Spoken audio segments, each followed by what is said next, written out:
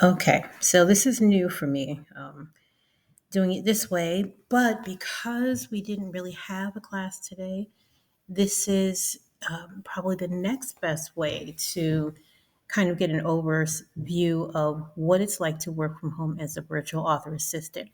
So, just to keep in mind that the class normally would have been 2.5 hours, but there would have been audience participation.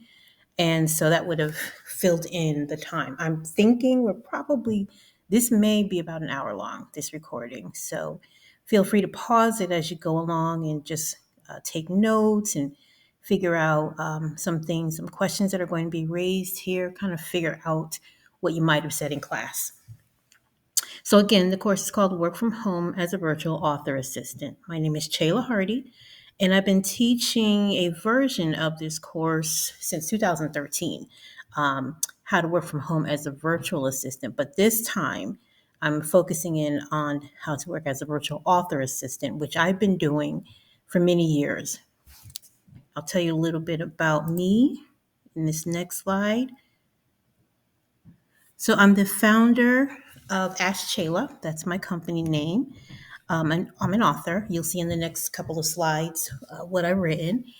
I am a virtual assistant. I'm a virtual author and speaker assistant, but I have also kind of taken on the role of publishing project manager. And because I've been at this since 2001, a very long time, I've also been doing coaching and mentoring for several years, just helping others get their businesses up and running. I am a bookworm, which is why I love where I am in this industry. I'm a coffee lover. That's in that picture there. That's me having my first cup of the morning. And I am the best auntie in the entire world. And I say that proudly, and I really believe it. And I say it because it's part of who I am as a virtual assistant. Because I've been doing this so long, being a virtual assistant allowed me to have a flexible schedule so that I could spend time working from my own home office or time at my sister's home, which she lived about an hour and a half away. While she had small kids, I was able to be there for them. It gave me flexibility, and that was very important to me as an auntie. So, if you're looking for some kind of flexibility for whatever reason in your business or in your life, then a virtual assistant career might be the step for you to take. Let's see. So, my book, which I released in, I think, March of 2024, it's called Noted, which is something I tend to sign off on my emails. Business Lessons Learned from 22 Years of Virtual Assistance. So now I'm actually in my 23rd year. Here it is, a year after the book. And it's a business memoir, and it tells um, the good and the bad of being in this industry. And what I'm hoping to accomplish is that people can see there are good times and there are bad, so they can kind of get ahead of the curve by maybe uh, making preemptive moves so that they're not caught up in the same struggles that I was, or if they end up in those struggles, how they might be able to make their way out of it. I must be doing something right because here it is 23 years later. So I love this book because I was able to be really transparent. And it's written in first person. So it's me basically in a book long coaching session, coaching and mentoring. So it's available on Amazon, of course. You can go into Barnes and Noble or Books a Million or any place books are sold and order it. It won't be on the shelf most likely, but you can order it by just letting them know the title and the name, the author name. With that book, because I absolutely love worksheets, and I think it's important to help you. The worksheets help you kind of work through, obviously, the thoughts in your mind, the things that are written about in the book. So this was an opportunity for you to actually take note of some of the things that I was speaking out of in the books. It is, I'll say this, I am very business development oriented. So these worksheets take you to the processes of trying to figure out how to get clients, how to put your ideal client statement together, how to network with others, just a bunch of different things that will help you work through those things, those questions that are probably floating around in your head. This workbook will take you through that. And it's based on the book. It does not have to be purchased with the book, but I would recommend it, of course, because there's so much more in the book. And then there are these exercises in the worksheets. So you can get a bound copy like this one with the cover. I'm selling that on Amazon.com, but then you can also find a PDF version of it on askchayla.com. So you can feel free to go there. I believe that having confidence is what helps you in any aspect of your life, of course, but especially in business and especially in virtual assistants, because even in this day and age, there are still people who don't understand virtual assistants. And so they may speak negatively of it as a career move. That could diminish your confidence if this is something you're really going after. And so I wrote this ebook about becoming a more confident virtual assistant. And it takes you through some exercises that will help you to really boost your confidence and move forward with your plans no matter where you are in your business. Even if you're not getting started yet, you haven't started yet, why not start with a boost of confidence? This book I'm really excited about because this is something so completely different. It's called Dylan in Demand, and it's a virtual assistant story. So I'm actually coaching and mentoring through this fictional account of a character named Dylan who falls into virtual assistants as a career. And this is just kind of taking the reader through her life. There's all kinds of other things happening in her life, but at the core of it, I'm dispensing information about how to work with authors and speakers. Because that's among the first clients that she gets. I love this story. So I will tell you it's a serialized book, meaning you can purchase it on Amazon for your Kindle. And as I add chapters, you can refresh and update your Kindle purchase, and it'll have each new chapter as it's going. I'm thinking there probably are going to be around 20 chapters.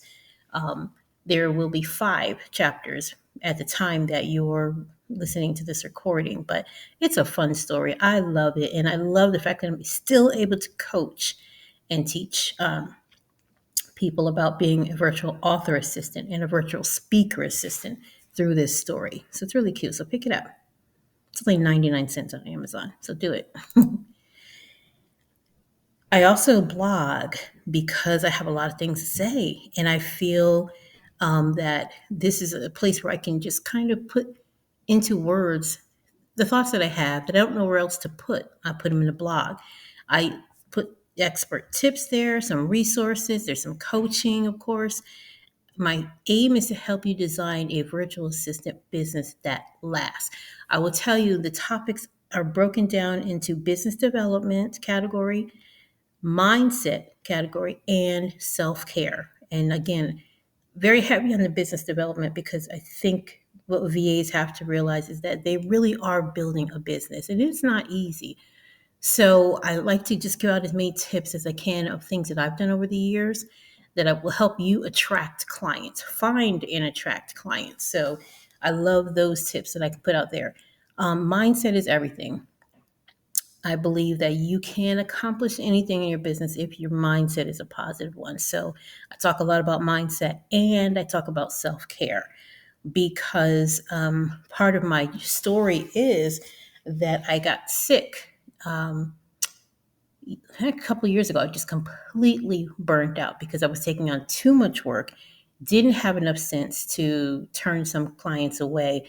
And so I found myself burnt out and had to stop my own business for quite a while. And now I'm making my way back as well. So I believe that had I practiced moderate self care, that wouldn't have happened. So I do like to tell people that you have to pace yourself, slow down, and work at a pace that allows you to breathe so that you don't become overwhelmed. What's the point of being in business for yourself if you collapse because you took on too much work, right?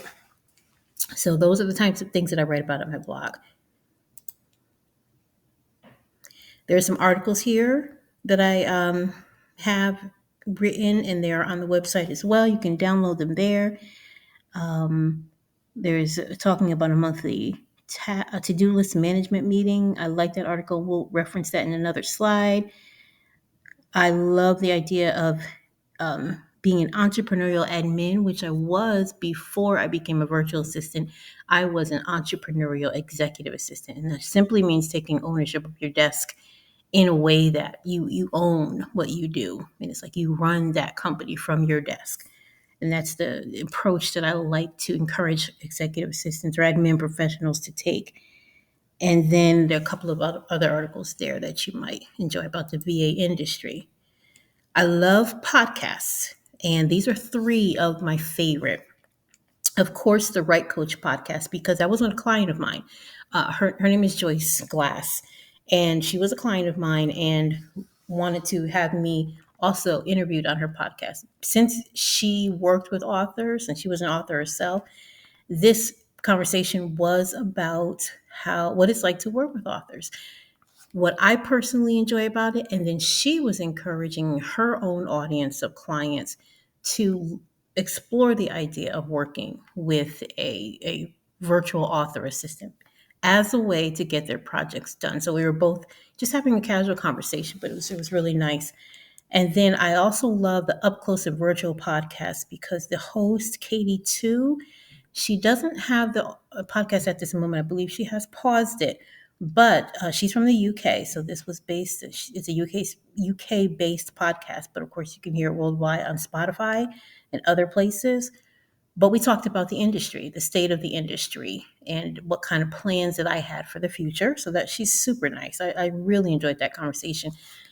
We kind of call it a master class in virtual assistance. So if you just want to listen and really get a sense of what it's like to be a virtual assistant, because she is one as well, this is the type of conversation you want to listen to. And then because I'm a small business owner, this other podcast, Business Stories of Success, they asked me to get on there and just speak about running a home-based business and what kind of successes. And I spoke about challenges as well that come up as you're running a business on your way to success. Okay. So what you're going to learn today, this is very important. Some of the most common services a virtual assistant can offer to authors. That's like the biggest deal right now, right? This is the whole point of your attending. You want to know what kind of services can I offer. But then we're going to talk about simple but effective marketing strategies to try to attract these clients. We're going to talk about ways to connect with potential author clients. Where are they? What do you say? All those things so that you can build a client roster of as many authors as you want to take on, as many clients as you want to take on. So this information is going to be covered in these slides. So we're talking first about becoming a VA business owner. I think this is a topic that has to be had before you go further. The questions that we're going to consider they're the hard questions, but it will help you develop a success mindset anyway. So I really do believe that you have to ask these questions of yourself before you move forward. But let's build up to that. So we're going to talk about success mindset, and it involves understanding what the small business landscape looks like, right? What are statistics saying about how many small businesses there are in this economy? Oh my goodness, there's going to be so many more people starting their small businesses because they're not sure what else to do. And that makes it possible for us to serve them with tasks, with services that they need to keep those businesses going or to launch them. We're going to talk about why a small business owner would hire a VA. In this case, since we're talking about authorpreneurs, and that's a term we use because those who are writing books and they're writing business books, they understand it's the business of writing. It's not just writing and publishing a book. This is something they're making an investment in, most likely to establish themselves as experts in their fields. So there is business around it. So they are entrepreneurs, authorpreneurs. So this conversation we're having tonight will help you appreciate why they would hire someone like you and why now is the perfect time to start your VA business. Again, with the number of small businesses that are coming up every year and the number of books, the sheer number of books that are coming out every year, you'll see those statistics later. It is the perfect time. And actually, if you ever see those articles on MSN or AOL or whatever that talk about side hustles, or the top 20 things you can do from home to earn extra money, virtual assistants is on every single list, because people don't necessarily have to do it full time. But the point is, it makes the list every time. So it's extremely popular, especially since the pandemic. But there are those of us who have been around way before the pandemic. But it is the perfect time to really explore the idea of starting your own VA business. So a little about my brand story. So I'll tell you, Ask Chayla was born out of necessity. I fell into this industry. And I always tell people I was born and raised in Connecticut.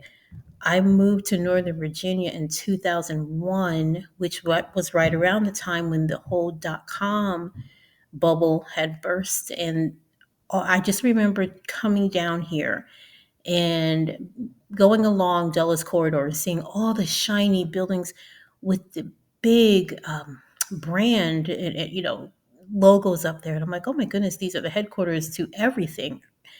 And I thought, well, there won't be a problem getting a job. I've been an executive assistant for years and years and years, and I've always had been able to use my skill set to get a job, no problem. So I thought, well, that was going to be the same situation when I moved down here. But because the .com bubble had burst, those buildings were empty. I was desperate. I didn't know what to do. What I did know is that I had this skill set as an admin. And I knew that every single business of every single size still needed admin support. In my head, I thought, well, if I can kind of go to these companies that had to lay off some of their admin staff full time because they couldn't afford the salary or the benefits, if I approached them with an idea, um, maybe 10 hours a week, if they could give me that, then I could cobble together a 40-hour work week, excuse me, with maybe 4 clients. And so I did make that approach. I made a pitch, and I just did it on my own because I didn't know anything about virtual assistants. And when I found out later that really the industry did not really take off until 2003. So when I came down, it was a full 2 years before. And I just kind of stumbled into it. I didn't know what I was doing. I just knew that I needed to make money, and this was what I needed to figure out. Later on, I really jumped into the whole virtual assistance industry and saw it take shape and form. So that was cool. But that's how Ask Chayla was born. Now, how I ended up working with authors and speakers. I'm a writer, as I mentioned. My first book, though, was written in 2000 under a pen name, and it was a young reader book. And I just remember thinking, I just want to write. I don't want to worry about marketing. I don't want to do all this other stuff that's related to publishing. I just want to write my book. So I remember that feeling when I came down here and I was putting together like a virtual assistant package. I thought, I wonder if there are other people who just want to write their books. They don't want to worry about all the other stuff. I wonder if there's a space where virtual assistants could help authors with very specific writing and publishing related tasks. And so I did some research and I did find a course by a woman who was a publishing strategist named Jan King. She since has passed away, but she had put together this amazing program that taught virtual assistants, excuse me, how to work with nonfiction authors that were writing leadership books and marketing books and small business books. She put together a course very specific to what the types of services that they would need. And it was a training, it was amazing. And because these same people were also, um, like I said, business owners, they tended to also be speakers and workshop facilitators and presenters, keynote, speakers. She put together a course that would also teach virtual assistants how to work with speakers. I took both courses. I was one of the first to take her courses and get certified.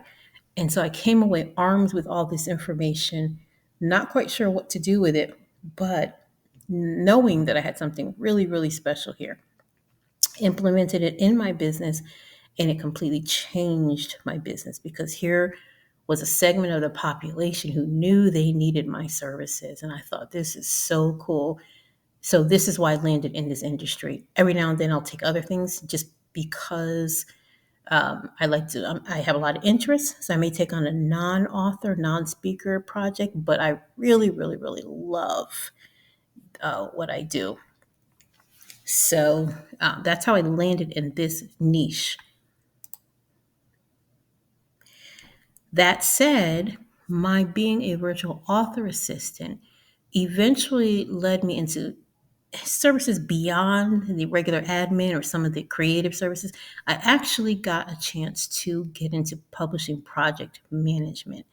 I had a client who ran a publishing company, and we had done a couple of things together. She liked my work ethic, so she said, "Well, would you like to learn how to manage publishing projects?" Because of her, I ended up on about 40 different projects, and these are some of my favorite. Some are leadership books, some are memoirs, some are business memoirs. There's a couple of real estate books. You see all kinds of books here, but I've been exposed to a lot of really good stories and a lot of learning because these people, these professionals, put together their books and they needed our assistance in getting them published. And so I had some services to offer. So I was able to get into managing their projects from manuscript to the time they end up on the bookshelf. So all the steps in between um, is what I got into doing, which I absolutely love. It's very exciting. And then there were some opportunities I had where they didn't need publishing project management. Perhaps the book was already on its way, um, but they needed someone to um, just kind of consult and help them along the way. For instance, in this particular image, the top three books, this company was venturing into doing books written by teenagers and kind of explaining some of the wonderful projects that they had. A really, really nice young authors, just beautiful. What they were lacking was enough content. And so they asked me, I was hired just to simply talk to these teenagers individually, record the conversation, and just add more content to the books. Because when you have these conversations with them, you just kind of ask the right questions, they would answer. And you kind of I knew how to pull it out of them. And so that's what the consulting piece was that I did. I love that project. So I loved working with them because I thought they were doing amazing things. Feeding wisdom on the bottom, that's one where I was simply asked to do a mid-level proofreading. This woman, I'm not an editor, and that's a specialty skill, so I would never ever claim to be that, but she simply wanted someone to go through, read it, give feedback, catch maybe some typos, offer new word suggestions, different phrasing in certain spaces as a beta reader almost. And I did that with her. So that was a very fun project. And then the same thing with loving ourselves. And so in Journey of the Heart. So it was really, really, really cool to just get into a consulting role as well. So that's something that, because of what I've been working on, allows me to do that. And now I can do that for other clients as well. Having said all of that, so understanding this mindset that yes, I can do this and there is a need for what I do, it really leads to that self-exam you have to do. You have to think about, well, why am I going to business for myself? Why am I going into a virtual assistant business? Yeah, really, do I have the mindset for it? Do I understand that people need me and that I can actually provide a service that they need to help them in their efforts. So you have to ask yourself those questions. I think before you move further, I think it's important to really ask if you're ready for this because it's going to take some work, right? Continuing with that, aside from making money, what else do you want to accomplish? What are your short and long-term goals?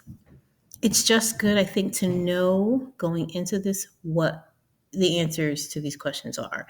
What do you want to accomplish? Are you looking for most likely work life balance, right?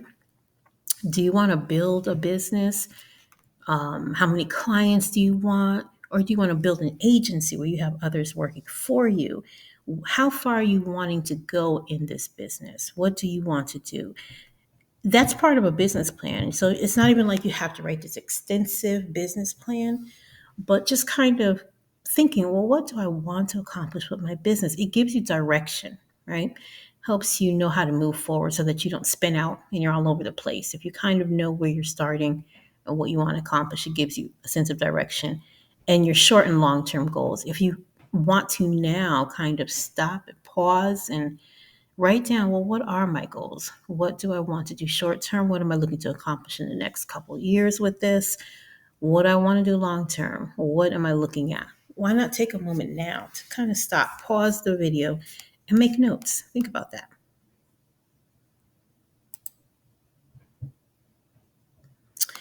So I think it's important that we make sure this very basic question: what is a virtual assistant? This is something I include in every workshop because people don't always have the correct understanding of what it is. And maybe you do, maybe you don't, but let's go over it. What is a virtual assistant? By definition, it's an independent contractor who works remotely and supports multiple clients, providing administrative, creative, and technical services. So there's a couple of things going on in this definition. First of all, that it's you're an independent contractor. That's very important for tax purposes to establish that you are an independent contractor.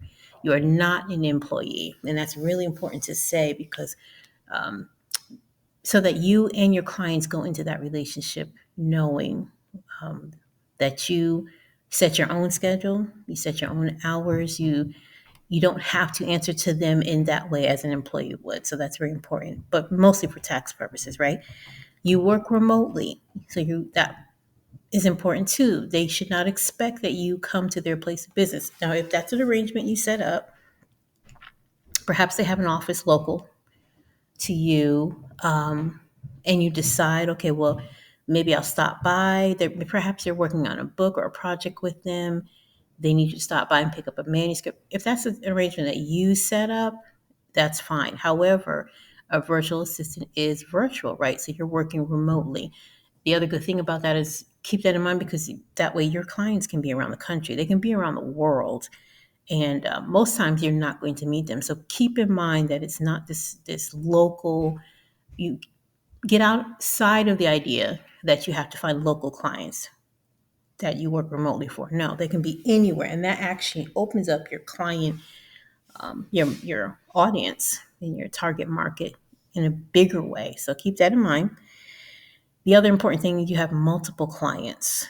So again, if you have the one client and you're doing everything with them, it might appear that you are their employee in your own head and in your own business model. So you want to have multiple clients. That does not mean that you have to put in major amount of hours for each one. Perhaps your big client is 10 hours a week, but you have a couple other clients you do one-off services for, or you do an hour or two a week. But just keep in mind that you're serving multiple clients because you want to, again, make sure that you're not seen as an employee for tax purposes.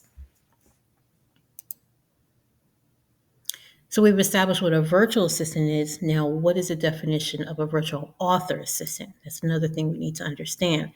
Well, a virtual author assistant supports writers by handling administrative tasks, which is a given, right?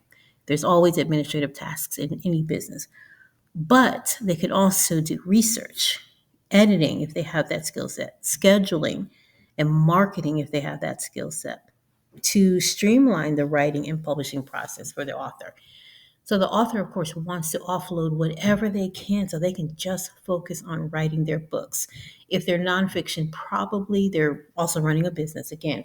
So you want to make it easier for them to do that, to do what they do best. So there are very specific tasks that you can do to make it easier. And you're going to see in a couple of screens that we have a list of that available. So just keep that in mind, that it doesn't have to just be administrative. Administrative is fine, but if you want more interesting work, perhaps you're really good at researching. Perhaps you're good, maybe not at editing, but be a high level proofread or simply feedback and different things that you can do. And there are lots of marketing pieces that don't assume that you don't know how to market. There are Lots of things that still at the end of the day come down to administrative. So I'll say this, a lot of times if the author has the money, they'll hire a marketing firm, but they may still need the virtual assistant to implement some of those tasks.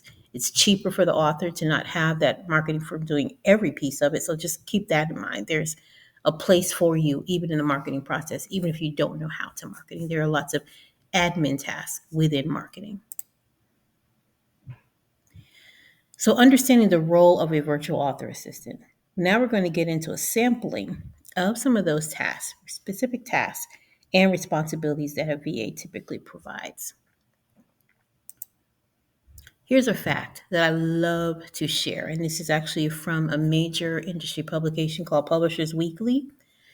So you'll notice there are basically at the end 4 million new books that are published each year. It starts out by saying how, so 500,000 of those to 1 million are new books that are traditionally published. So traditionally, of course, is by the publishing houses. Let's say Simon and Schuster or Random House or Penguin Publishing.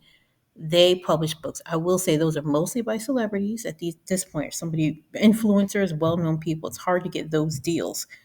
And because it's hard to get a traditional book deal, there are a lot of people who are self-publishing. And there's also people who are publishing through what is called hybrid publishing, which is a mixture of the author paying for services and the expertise of the publishing company. Lots of that is happening. And so when you put it all together, 4 million new books are coming out each year. Now, we've got AI and we got Chat GPT now. So, lots of other books are coming up. It's not something we love. However, the reality is that these books are coming up. So there's going to be even more books coming out in 2025, 2026. So they still need virtual assistants. So keep that in mind. This is your pool of potential clients. Huge when you work with them. And again, keeping in mind that many of them are also speaker clients. So just if you want to be, as this next slide says, in a busy niche, this is the one. It's full of potential clients. They understand how hiring a VA on their team helps make the writing, publishing, and marketing processes much easier and ultimately more profitable, because if they're spending more time on the creating of the work and not on these other tasks that they don't need to be spending billable hours on, it's going to, in the long run, it pays off um, in the financials, right? So we're offering services that are really, really important to what these authors are doing. So that's the niche. It's a huge, busy niche. And so that's, in my mind, I like I said, I work a lot with nonfiction authors, but there are lots of other books out there, right? The top fiction genre is romance. Lots of those books are coming up, but there's a lot of other books that are coming up too. So those folks who are writing fiction, they still need certain tasks that apply to them related to writing and publishing. So there's a lot going on in the publishing industry, and it will only increase with all these other ways to write books. So here's a breakdown of what authors need. These are the categories, basically. Administrative support will always be needed. Editing and proofreading, typically done by people who are really skilled at that. So never claim to be able to do that unless you can. Marketing assistance, of course, again, within that marketing assistance, lots of admin tasks. Publishing support, same thing, lots of admin tasks within there, but just more interesting than just straight administrative support. So I love that. And reader engagement, which is really fun because you're helping that author engage with their fan base.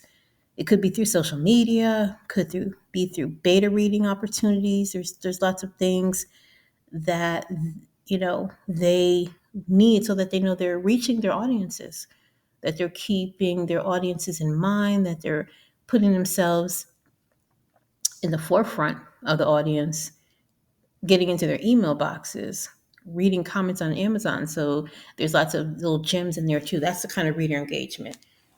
Stuff that happens at their website. They may receive things at their website that from readers, and they need to have lots of have people responding, and so the VA could easily do that. So it's all about that engagement. Again, at the core, this is administrative, but so much more interesting than just calendaring or typing up your form or document or faxing this or that. People still do fax, so this is much more interesting work broken down in these categories. So we're going to talk a little bit now about taking those categories. You've kind of thought about the services that you offer, and now we're going to break them down a little bit based on your skills, your interests, and the market demand. So keep that in mind. So again, going back to the popular services, here they are as a reminder: administrative support, editing and proofreading, marketing assistance, publishing support, and reader engagement. Let's break each of those down. Administrative support, still the most common and probably the easiest way to get your foot in the door. Email filtering. Some of these people receive so much email. A lot of it is junk. I mean, we ourselves, we get a lot of spam email, right? But within those emails, there could be some really good opportunities. Only an author may miss them because if they're an entrepreneur, they're either working on their book or they're writing running their business. So they don't want to miss opportunities. So an admin can be assigned the task of just monitoring the email box, and that's a huge thing. Calendar management is huge. A lot of these folks don't like to manage their calendars. Not talking about personal calendars, talking about mostly their event calendars. Maybe they have networking events related to their book. Maybe they have travel events related to their book, depending on where they are in the process of writing or where they are in publishing. They may have book signing events set up. They may have speaking engagements they've been asked. Well, someone needs to manage that calendar so that they don't miss those things and so that they can be prompted and reminded that that stuff is coming up and work it into their personal lives as well. So some people love that. I don't like calendar management, but some people are really, really good at it. And data entry will always be needed, just because everything is data entry. They may come back from an event with a bunch of business cards that need to be entered. There are different ways to do that, but it really buckles down to it being data entry. The information collected in a way that they can manipulate it later and figure out what they want to, how they want to segment it and send out different campaigns to various people. So data entry will always be needed. These are the easiest tasks. This is the easiest way to get your foot in the door working with an author, because these are the things they do not want to do. So that's the first thing. However, if you want more interesting work, editing and proofreading. Again, don't call yourself an editor unless you are one. Don't claim to be able to proofread at the level of an editor unless you truly can. I have a service called Second Set of Eyes. So it's not really proofreading. I'm going over and giving their work a second look and kind of catching errors along the way. But proofreading, there are actual rules to proofreading that I'm not aware of. I don't want to know them, So, but if you do, it could be a good way for you to get your foot in the door. So, the other ways you can be used: beta reading. A lot of times people write things, authors will write something, they want to test it out on their potential reading audience. And so they need someone to set that up. You could actually do the beta reading yourself. They may hire you or ask you to do beta reading, read their book and give feedback. But they also may ask you to find other people and set up a beta reading campaign. So just think about that. Formatting. People are good at formatting the books in a way that makes it easier for the interior designer to lay out the book. So that's part of editing. And grammar checks, of course. And these days, there are so many things you can use, like Grammarly, even. And I know there are others, but kind of making sure that everything reads well to the best of your ability. Still, you're going to hand it off to an editor. But this is kind of a assignment that can be done so that by the time it gets to the editor, it's cleaned up and the editor doesn't have to spend as much time, which ultimately costs the author less money. So it's a good step to be able to offer some kind of service where you could do a once over of some of their documents. I don't do book long documents. But short form documents related to their work. It could be a movie treatment maybe they're writing, or they're writing a book proposal, things like that are short form, maybe 20 pages tops.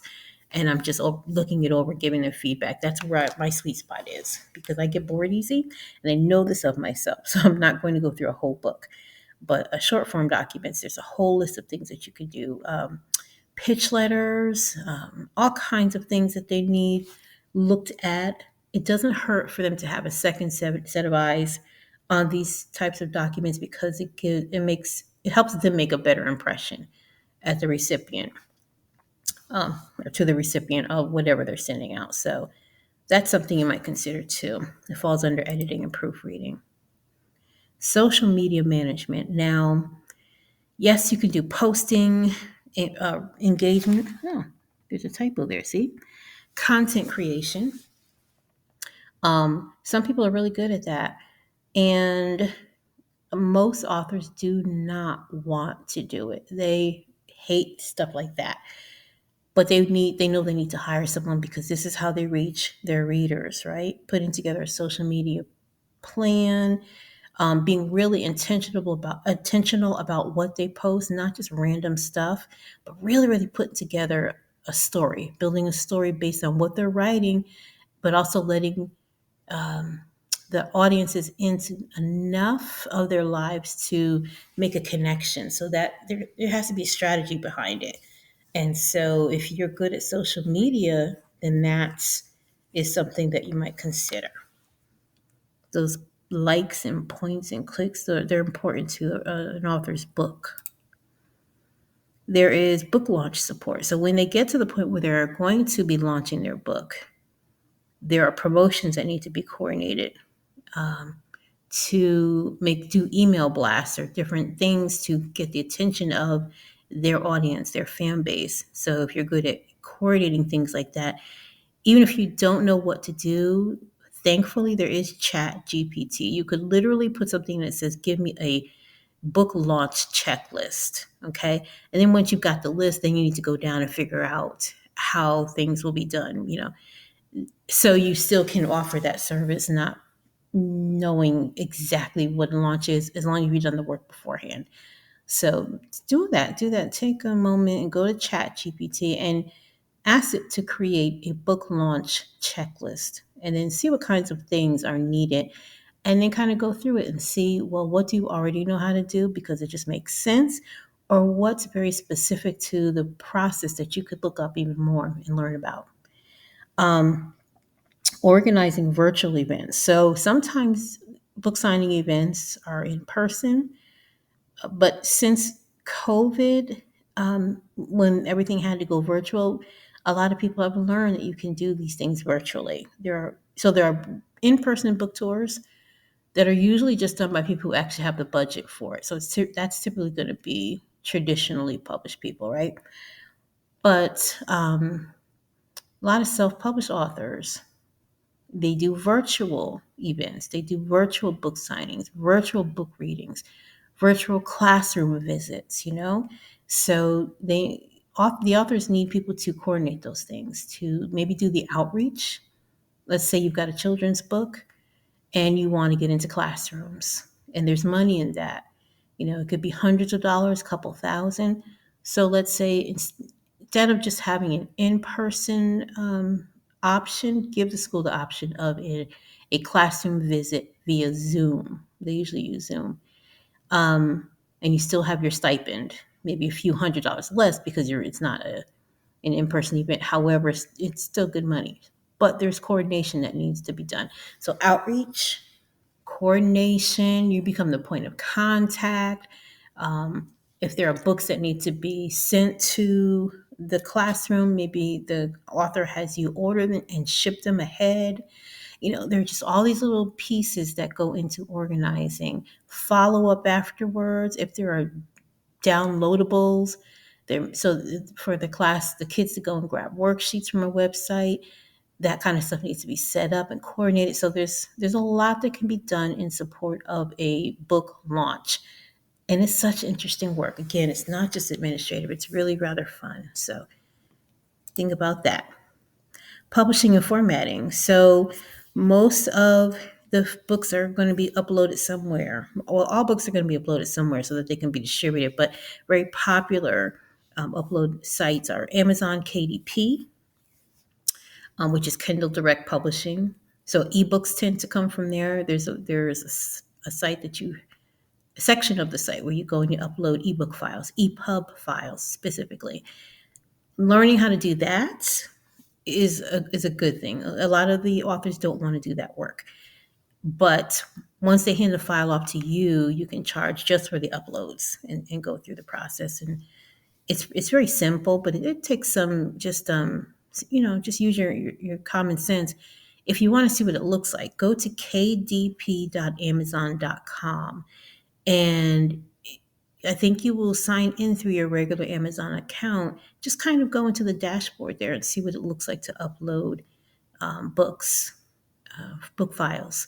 Ingram Spark is the same thing. Ingram Spark is one of the largest distributors. So there's Baker and Taylor, and there's Ingram, and then Ingram Spark is the self-published arm of Ingram. And when you get your book files, for instance, the interior of a book and the cover of a book, they have to be uploaded somewhere. If the Ingram Spark is what's being used, or it could even be something like Book Baby or Lulu, there are several more.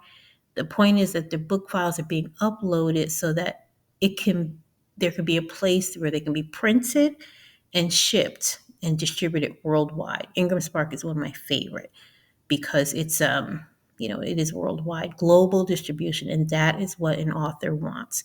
Global distribution. So that means that someone in Africa could walk into a bookstore and walk up with that person's title, the title of the book and the name, and that book can be ordered and shipped from a facility that's probably not too far away, someplace in Europe, so something like that. So keep in mind Amazon KDP, go to ingramspark.com and just kind of go around, look around the site.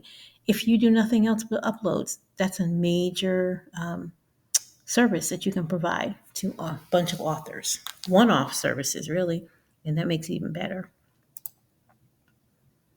Website and blog management. If you know how to do that, a lot of people use WordPress. I don't find it user friendly, but a lot of people do. The author is going to need their website updated. If they have a new event coming up, or a new event that they just completed. So it could be, so if the event is coming up, they want to make sure people know about it. So they put it on their site. So if they hire a VA to update that section of their site with that date, then that's important to them.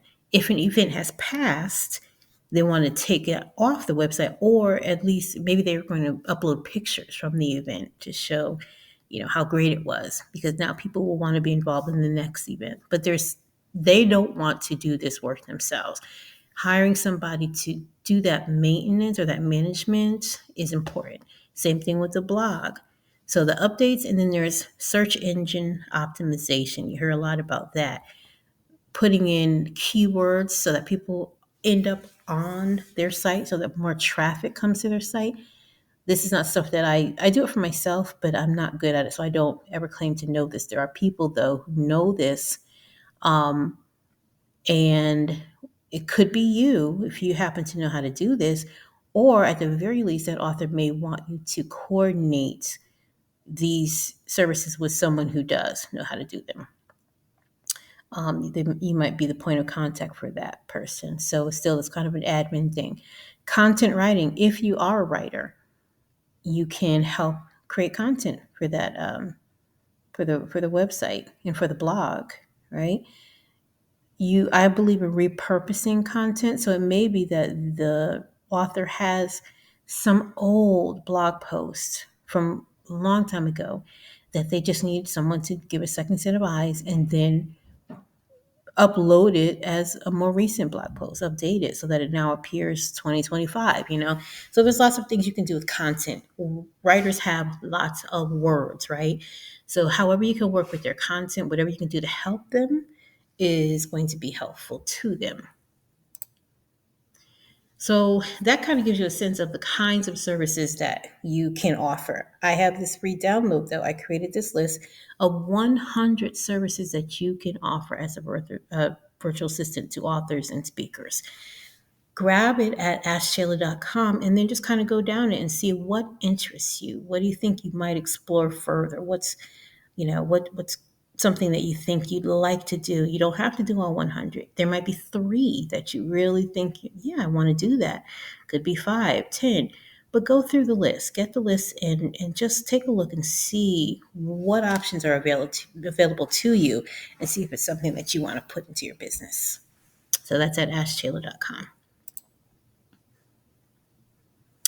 I also have this one article that I always use as a standout article because it's something I wrote for a digital magazine, and this was actually written for business owners, right? Um, Talking about helping them grow their small business by just having this to do list management call monthly. Um, but so it's written to, let's say, an entrepreneur. However, as someone who provides services to a virtual to an entrepreneur, this could be your way to get in. This is simply just having an hour long, maybe even 30 minutes. You decide what it will be. Call once a month to kind of organize them for the month. You could say, okay, they've got this book coming out. What are you going to do with your book this month? What kind of social media are you going to be looking for? What kind of marketing? What audiences do you want me to reach out to? Have a plan, just a once a month kind of call to give them direction, preferably within the first week or the first couple of days even of the month. And then that way they have direction for their month. And then next month you go back and you say, well, did you get a chance to do this or that? It's the good thing about this is that you don't necessarily have to be the one who's providing services. So they come up with a list of things that need to be done. Maybe you're not the person who's going to get those things done, but just that conversation, that's a very important task, a service that you can offer, where you sit down and just let them talk it out. And I would say record the call. When I do these calls, I record them, especially on Zoom, because in Zoom will give you a next steps list after and a recap of the conversation. And that I forward that to my client so that they can see this is all the things we spoke about. It's not a transcript, but it's a recap and it is a next steps list. So they go away with that list of things that they said they wanted to accomplish in that month. Perfect. That gives them direction. It's worth the money, their investment, because the more organized they can be, the less time they spend kind of flailing. And so this is a really good service. So if you do no other service than this one, this could be the one for you. Um, and I would tell you, you could you charge what you charge. Because I've been doing this for a while, I mean, it's like a consultation. I charge $150 an hour, so, and just a 60-minute call. So just kind of think about that. Now, setting up your business, there are legal considerations, and then there are going to be some startup costs.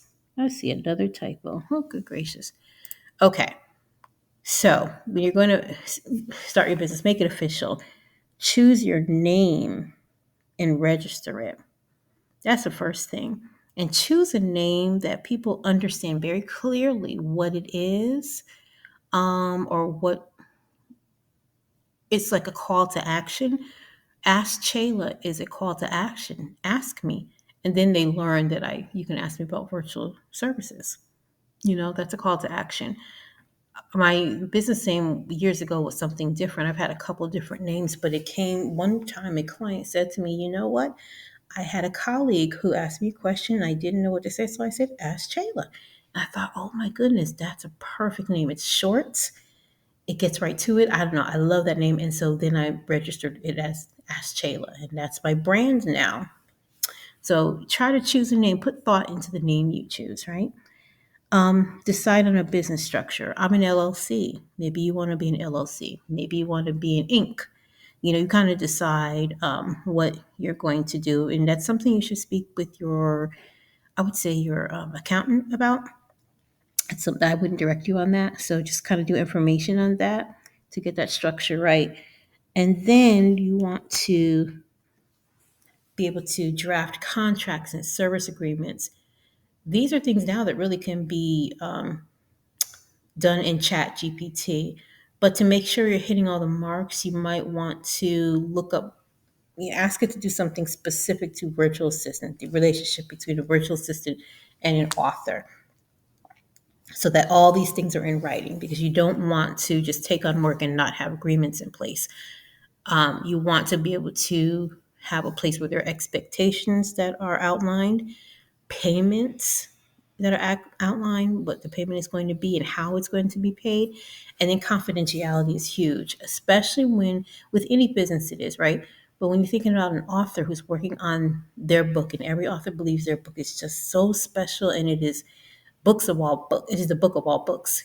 They're going to want you to sign confidentiality or NDA agreements. So just be ready to do those. Read it carefully, but just be ready. And if they don't bring it up, offer, because that way you're protecting yourself. What you don't want is someone coming back and saying that, you stole something from them. It's their intellectual property. You must have been the one that did it because you're the only one that saw the manuscript and blah, blah, blah. Take yourself, protect yourself, get that confidentiality document signed. That's part of making it official. Startup expenses. Okay, so project management is always good, because that way, let's suppose you get a book launch project. There's so many moving pieces. You don't want to leave it to chance.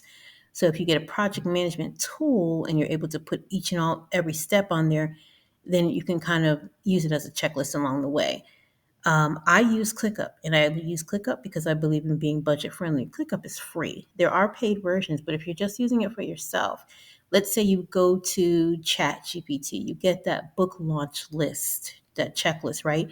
You would put all of those steps in your ClickUp or Asana or Trello, whichever one you use, and that way it set milestones and it'll set reminders, all those things so that you don't miss organizing your author, because other if they can't count on you to keep them on track, then why would they hire you?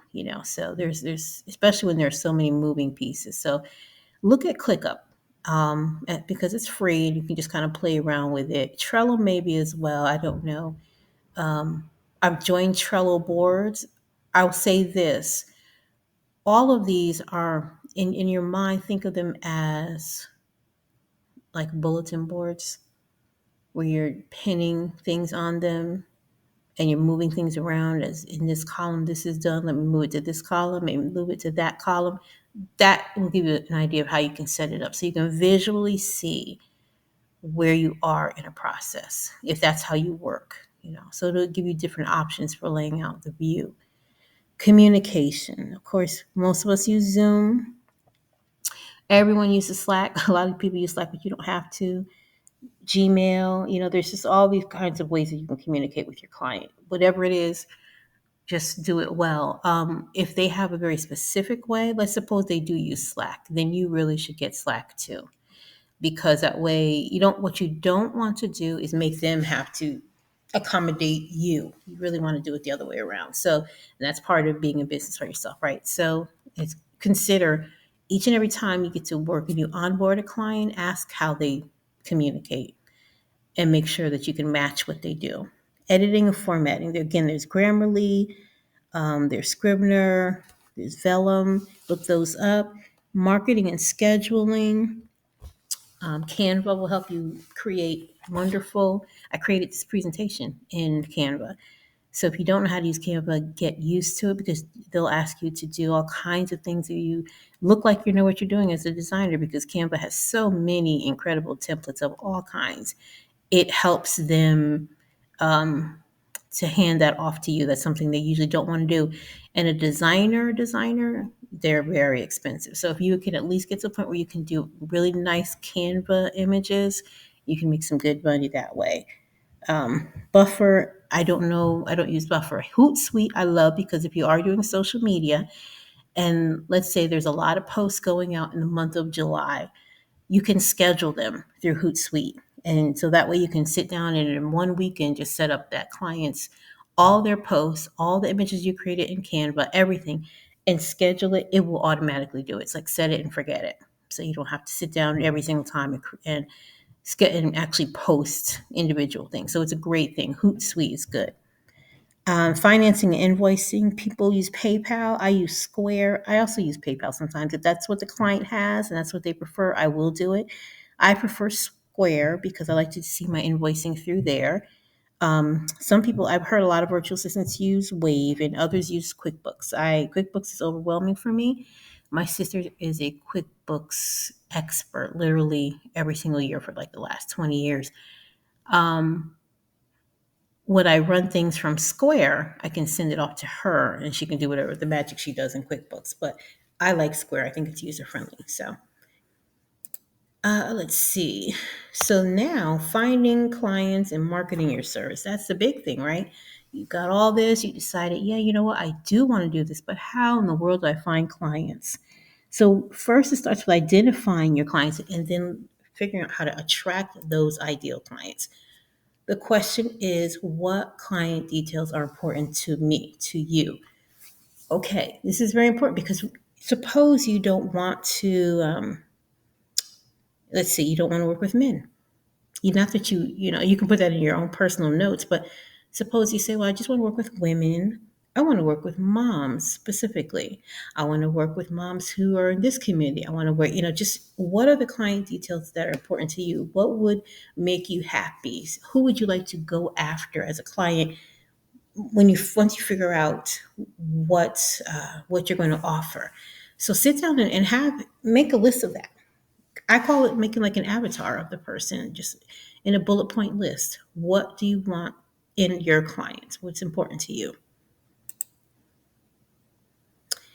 So when you do that, you come up with a client statement. Mine is Ask Chayla works with business owners who want to publish books and use speaking as a way to expand their brands and establish themselves as experts in their fields. That is my ideal client statement.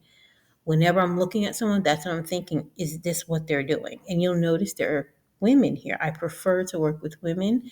And I always say it's mostly because men tend to kind of think of you as their assistant, their secretary. They kind of still use that terminology. I prefer to work with women who are in a leadership position because they're driven and they are very intentional. They know what they want, and they know they need someone to help them. So that's my ideal client statement. So once you kind of set in your mind who you want to work with, come up with that one statement that says, this is it. This is the person I feel is my ideal client, the one I want to just work side by side with virtually, with them. So, and that will help you then determine how to find them. What you don't want to do is just say everybody's my ideal client. That's not true, and you'll be all over the place if you do that. So figure out who you want to serve. And now, where do I find them? If I want to work with women who are in leadership and they're writing books and they're speaking, where do I find those women? That's where I want to hang out, right? So that's what the thought you have to put into that.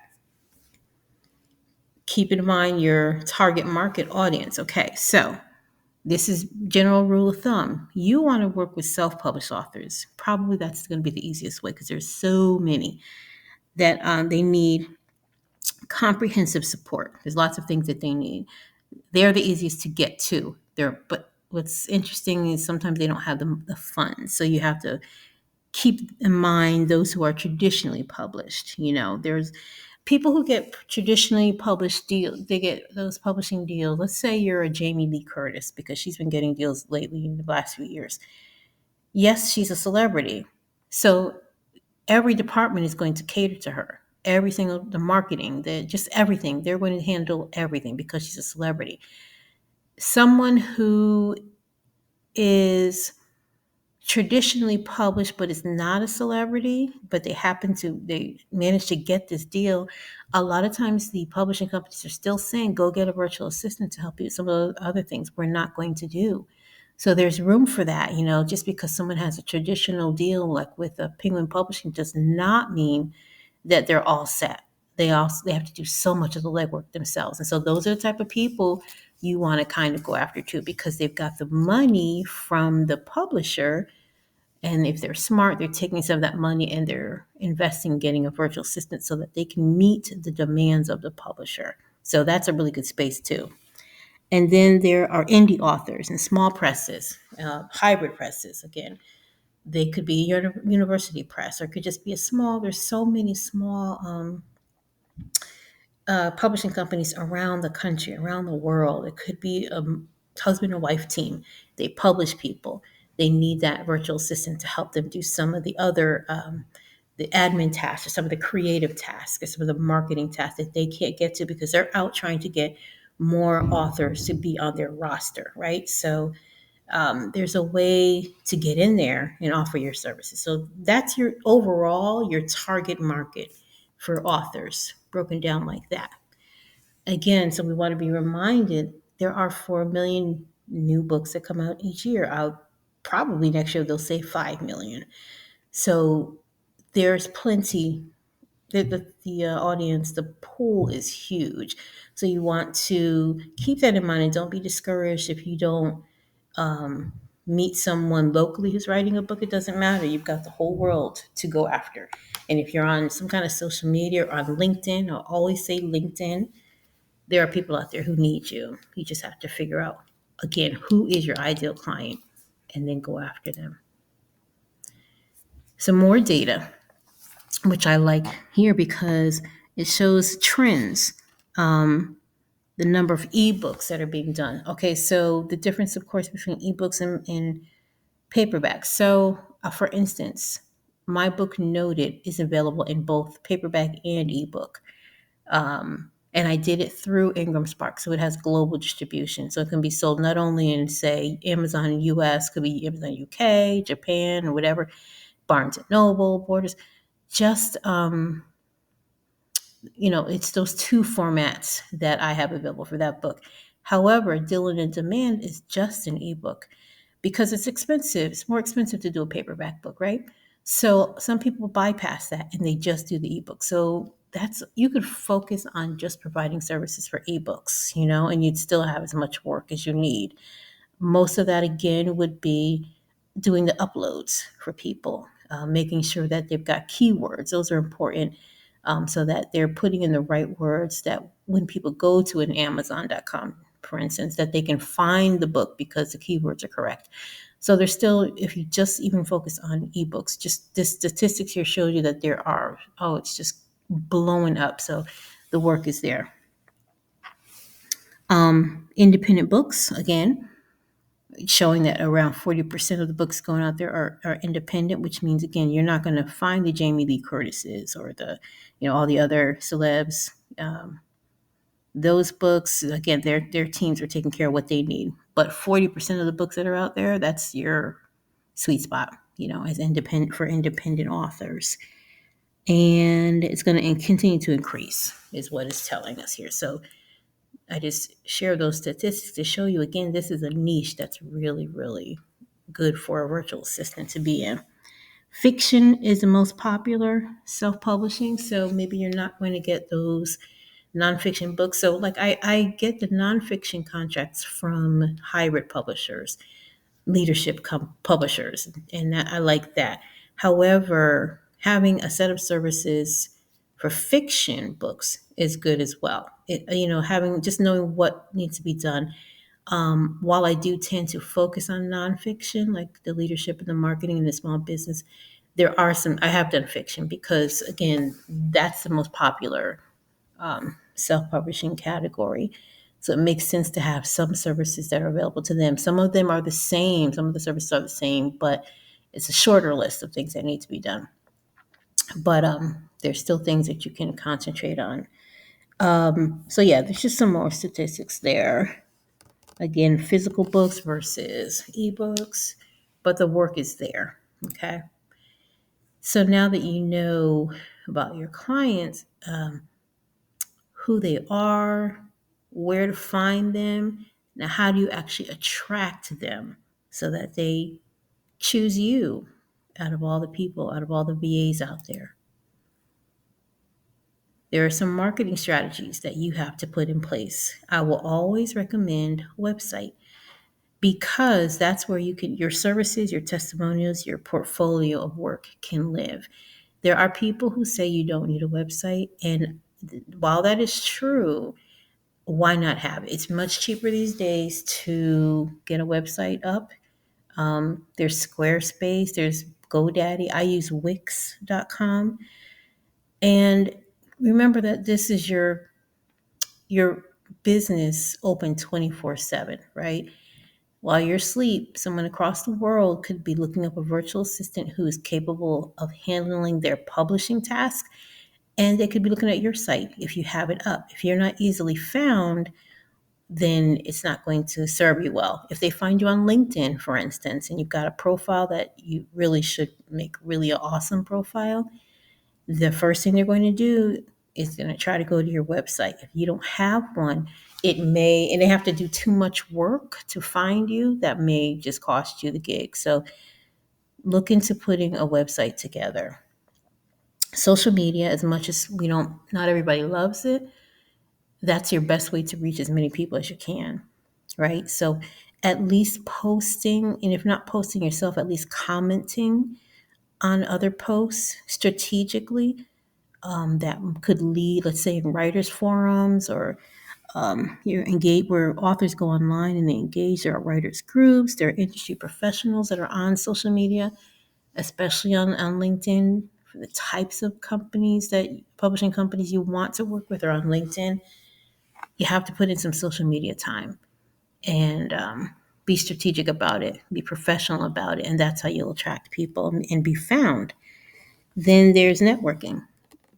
It could be that you do it in person because sometimes there are events local to you where where you can actually be in the presence of authors or writers who want to be authors. I think here in Northern Virginia, one of the universities, I can't remember what it is, George Washington University. I think their event is called Fall Into Books, right?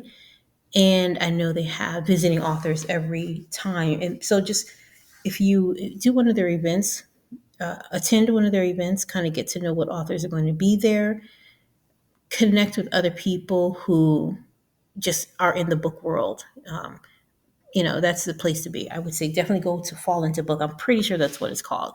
But look up other writers' conferences that are in this area within a couple hours driving distance. So you might network in person, but you could definitely network online in author communities. There are so many author communities. I would say Facebook is where you're going to find most of them. Probably a lot of fiction ones, especially. Your nonfiction author communities are probably going to be on LinkedIn. So keep that in mind. And then you want to set yourself up on what is that? I can't see that. Oh, have freebies and discounts to download. If you can come up with some kind of list of something, people love checklists. People love some kind of freebie information just to gather email addresses, different things. Those are marketing strategies you can use in your business to attract clients, potential clients, right? You can also set yourself up on Fiverr, so fiverr.com, upwork.com. So those two, you set up a profile there to let people know what you do. You set your rate, you give details, very detailed information about what you can do. So people, when they're looking for someone, let's say who does maybe research, they can go to fiverr.com and put that keyword in, and you might come up under their search, and they kind of look and see, okay, well, how quickly can she turn this around? What is it going to cost me? How many other people have worked with them? You can let them know that you're a newbie, but you have the skill set. Fiverr and Upwork are the places to be found for that type of thing. And then Readsy is publishing oriented. So that's a really good place to be found because there are publishing companies there, there are service providers there. You want to be one of those service providers. So you set up some kind of a profile there. And people who are in the book world go to Readsy to look for someone who can do things for their writing and publishing projects. Okay, here's a big question. What do I charge? That is huge, right? Because at the end of the day, you want to know, is this even worth it? What can I charge? So you'll find online people will probably say in the US, maybe 25. I always recommend starting around 25. You could go higher depending on your expertise. Well, here's the formula. Let's go over the formula. When you're setting your rates, so you want to look at what your expertise are, your skill, your knowledge. What is it worth? So give that some consideration. What is it worth? And then how much do you need to make a profit? Only you know the answer to that question. What do you want to make? And then on top of that, well, what is the industry standard? So somewhere in there is a formula. This is the formula, but somewhere in there is the rate that you can feel comfortable with. Kind of do some recon, go around and online and see if people have posted what they charge, and just align yourself with that in some way. But if you have more expertise, then yeah, you should charge higher. It really all depends on what you've decided your services will be. So there's not a great answer to that question. Don't be alarmed, however, when you see, and a lot of times I'll say it's Philippines, they may charge $3 an hour to do some of the same things that you say you can do. Don't be alarmed because some people want only to work with US based service providers. So that works in your favor. Sometimes there are language barriers that may not, you know, serve a provider well. So you don't worry about that.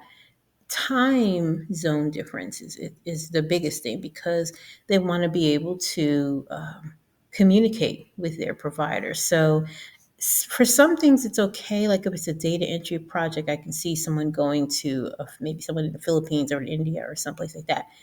But when they want to have Zoom conversations and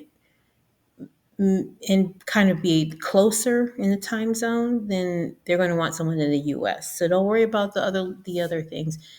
The other thing I say is this: if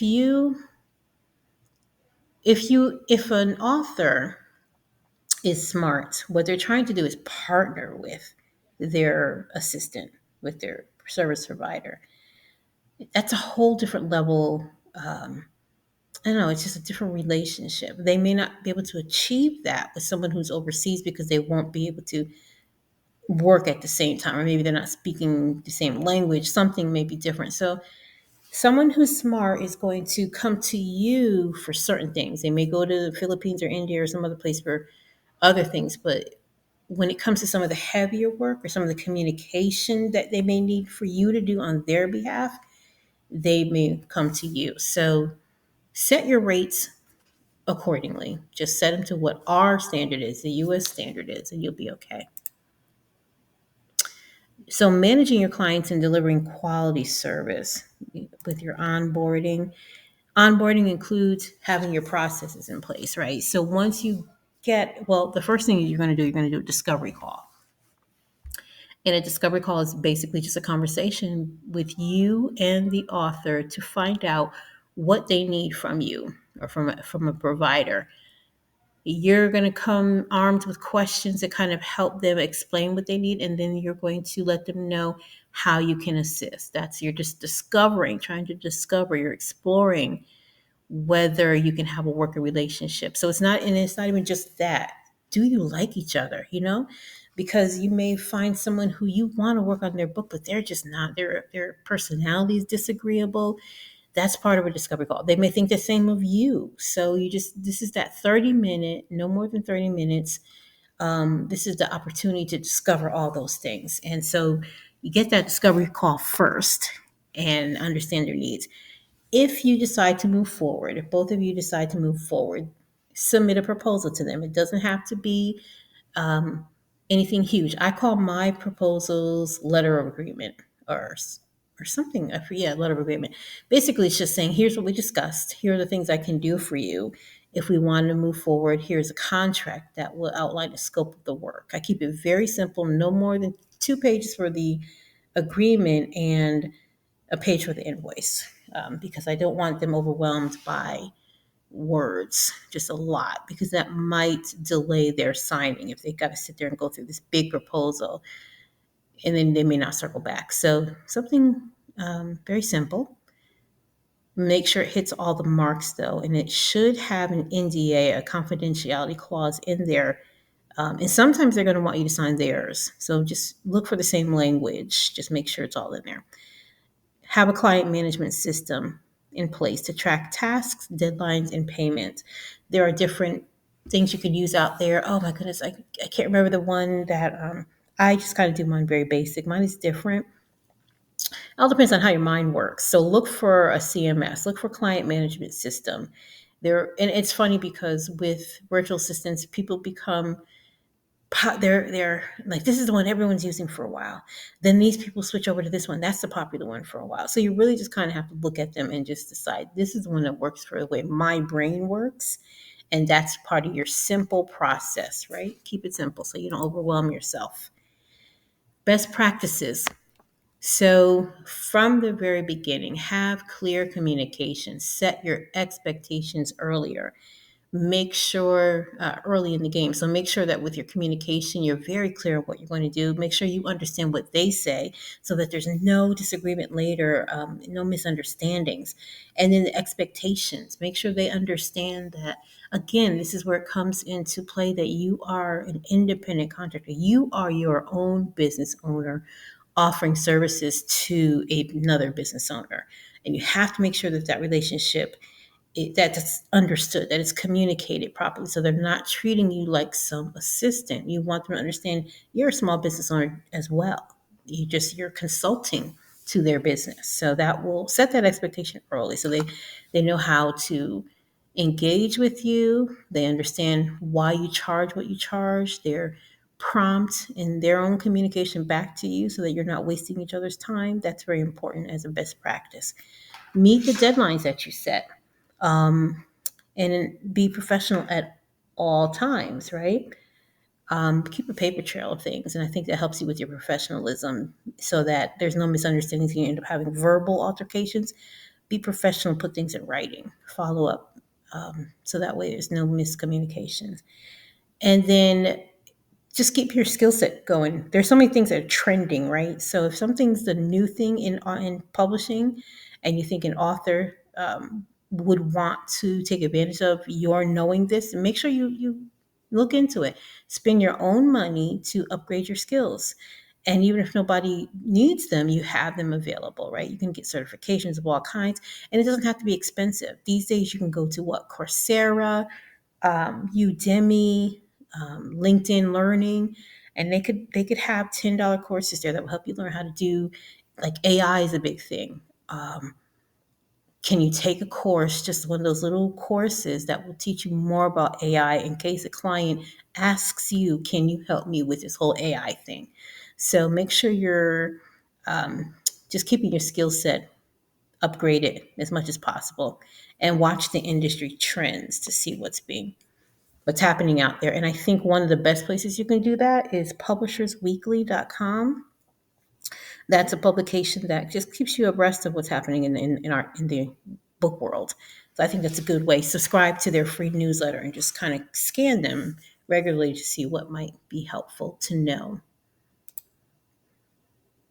Now, scaling and expanding your business. If you get to the point where you want to grow your business, so you're doing well and you decide, well, I want to expand a little bit, or you haven't started yet, but you're looking ahead to the possibilities, right? So plan ahead. So if you want to expand your services, you decide you want to do book launch consulting. That's the one thing you're going to do. You're going to focus on paid advertising. Just maybe you do a few things and then you decide you're absolutely good at this one thing that may rock this out. That could be that you become the person that's known for excellent book launches, and you're a consultant in that regard. That's the kind of things you can look to do within the niche. What can you do? Can you niche down further? Some people get to the point where they hire subcontractors to handle increased workload. This is something that I've been approached about a few times, and I'm just not really interested in that. It's like running an agency. So there are things maybe I don't want to do WordPress sites, but I know somebody who can. So I will, under the Ask Chayla umbrella, can I hire them as a subcontractor? So the client would pay Ask Chayla, and then I would pay the subcontractor. So that's a little bit more than I want to do. Um, but know that that's a possibility for you. If that's what you prefer, people are making really big money being an agency, kind of hiring other people to do stuff, or just having a team. Um, so think about it. Could be something you want to do. Automating your tasks so that you're more efficient. So that's always something that's good, because the less time you can spend, let's say you charge 50 an hour, but maybe you're really getting stuff done in 20 minutes. Well, that's good, right? Because you've automated a task, and that's not something you need to, share with your client. It doesn't matter. Your rate is your rate. But if you can automate your tasks in a way that allows you to be more efficient, then it leaves you more time to build your business or to rest, whatever you want to do. So the recommendation here is email sequences, um, and scheduling tools. There are things that can just be put on automation. If someone sends an email, there's an auto reply. You know, if they request this, then it auto replies with that. They want to schedule a meeting with you. Like with me, I use a tool called Calendly. People can go to my Calendly page, schedule a meeting, boom, they get a reminder, they get confirmation, I get a note, they get a reminder when it's time for you to meet. They even get a text automatically. I don't have to do any of that, but they simply have my Calendly calendar, which syncs with my Gmail calendar. It just makes it a whole lot easier than trying to manually schedule. And in that way, you also don't have to go back and forth on email. Well, are you available then? Well, no. How about this time? Well, how about this time? You just bypass all of that, because if you synced up your Gmail calendar, they simply go to your Calendly, they see what's open. Shayla's only available at 10:30 on that day. They can grab that spot and it books it right away. And you can even set it so that they have to pay first, if that's the kind of appointment they're setting. Otherwise, or you can do it separately if you want with your, like, say, Square or whatever. But just know that it saves you time. So scheduling tools are important. And then you can create passive income streams. A lot of people are doing this. They decide, I don't want to be a virtual assistant. I like this, but I decided I don't want to do it. But they see the importance of it, so they'll create templates that virtual assistants can use. They'll create online courses. I've met people who are making a lot of money just giving courses. They've never been a VA, but they have these courses. I don't necessarily agree with that, but whatever. They're making good money. Consulting services. Again, there might be just this one thing that you're just really, really good at. Um, Maybe it's just book covers. You know how to create a nice book cover in Canva for an ebook. Or there's just so many things. Maybe you write back cover copy, that sales copy on the back. Maybe that's your thing. You know how to write sales copy. So just plan ahead and know that there are other things that you can do besides just delivering services. And that might appeal to you more. So here's a recap. We're at the end. I want you to remember this and do that. So legally establish your business, create your internal policies and procedures. That's part of your onboarding process. Establish your brand identity. We didn't talk a whole lot about that, but we did talk about naming your business. Just kind of make sure you got a consistent brand, which includes your logo, your color palette, all of that. You'll see my color palette clearly throughout this whole presentation. So just kind of make sure you get your color palette together. Your whole brand kit is what they call it. Create templates for client communications so that you're not writing the same email over and over again. Just come up with this email template that if someone asks you a question, you can simply pull that up, tweak it if you need to, and just respond quickly rather than letting your email build up in your box. Design a simple marketing and network strategy. Don't overthink it. Just how can I engage with people? Maybe Tuesday mornings. That used to be my business development morning. I would just spend 2 or 3 hours just on Facebook and LinkedIn and just engaging with people online, right? Just commenting, just sharing knowledge so that people see you and they get used to seeing you, and that's networking, right? And then some marketing strategies that we spoke about before. Keep it very simple. You don't have to do a lot. Don't oversell. That's one thing I want to say. Don't every time someone says to you, "Hi, what's your name?" Don't immediately launch into a pitch. Um, really get used to having conversations, and then it'll organically turn into, "Hey, what do you do?" "Oh, that's interesting," and then go from there. But don't do heavy pitching because that's icky. Comes across very salesman like, and that's nobody likes that. And then at the end of it all, deliver high quality service. Do what you say you're going to do. And there are things that I will take on. Sometimes I'm not quite sure of every step along the way, and I'll tell the person, very transparent, I believe that I know how to do this. I'm going to do some research first, but I do believe I know how to do this. And if we've had a good discovery call, then they may trust me to do that. Or I'll say, you could take on something and you know how to do it, but some little hiccup will happen. And you have to change a timeline or change a milestone even. Just make sure you communicate that, and at the end of it all, still deliver that high quality service so that they walk away with a good experience. And referrals is what will come from that. And referrals are amazing because you've already been vetted, and you don't have to battle so hard for clients if they're just being sent to you because people like your work. So that's what it comes down to in the end. Just really, really deliver that high quality service. Now, so your next steps are going to be sit down and put together a detailed business plan. That doesn't mean it has to be a 10-page plan. It could just be 2 pages. Really ask Chat GPT or look up something that says, give me a simple business plan. Start filling in the blanks and just kind of get an idea of what you want your business to look like.